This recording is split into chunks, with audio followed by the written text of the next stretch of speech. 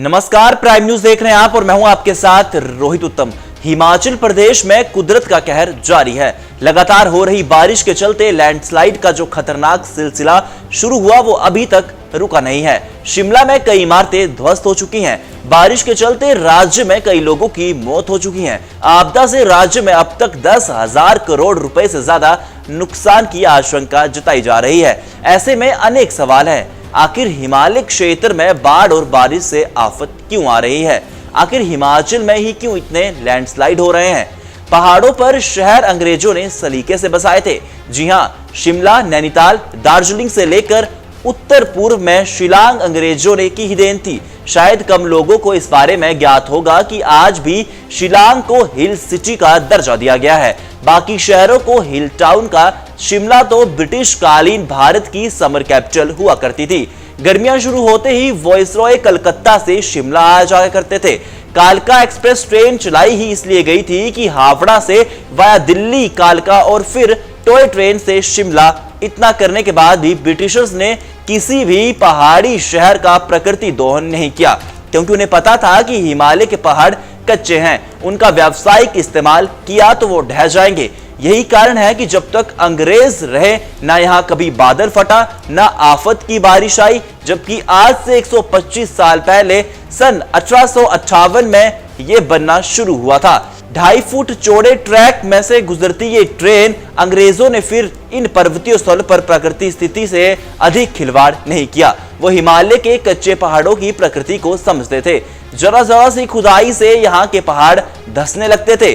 स्वाभाविक मार्गों को चौड़ा करने अथवा नदी के प्रवाह क्षेत्र में मकान बनवाने की उन्होंने कभी नहीं सोची। मगर आजाद भारत की सरकार ने इन पहाड़ों की प्रकृति को समझे बिना हर तरह से भू उपयोग कर छूट दी।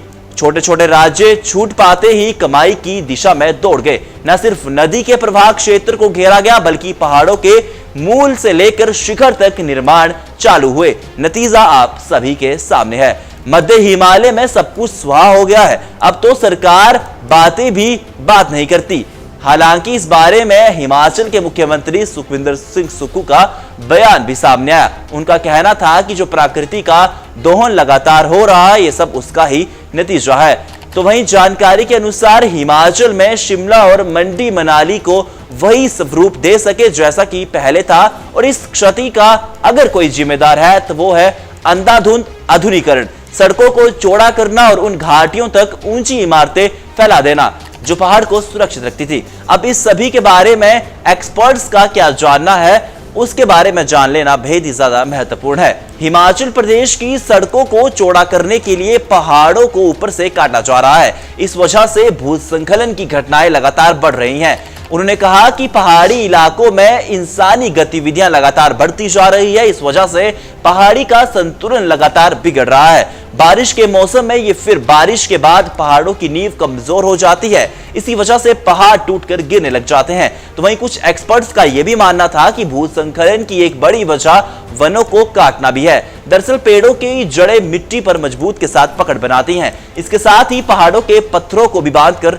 रखती हैं। पेड़ों को काटने से ये पकड़ मजबूत होती है, जिस वजह से जब बारिश होती है तो पहाड़ के बड़े बड़े पत्थर गिरने लगते हैं। शिमला में हो रहे हादसों का भी यही एक महत्वपूर्ण कारण बताया जा रहा है।